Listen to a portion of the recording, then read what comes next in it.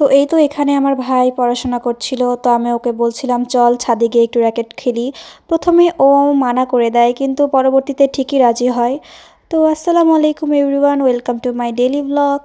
তো এই তো র্যাকেট নিয়ে তারপর আমরা দুজন ছাদে চলে যাই। অনেক দিন হচ্ছে র্যাকেট খেলা হয় না।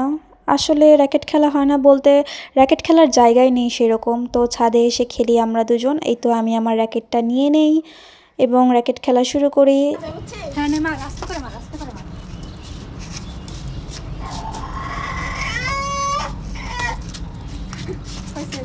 আর র্যাকেট খেললে যা হয়, কক এখানে ওখানে বেজে পড়ে। তো এই তো টিনের উপর ককটা বেজে গিয়েছিল। তারপর আবার র্যাকেট খেলতে নিয়ে সোজা নিচে চলে যায় ককটা। তারপর আমার ভাই দৌড়ে গিয়ে ককটা তুলে নিয়ে আসে। এই দেখেন আবার দুষ্টামি শুরু করে দিয়েছে, বলতেছে উপর থেকে ককটা নাও। তো আজকের মতো এতটুকুই, সবাই ভালো থাকবেন, আল্লাহ হাফেজ।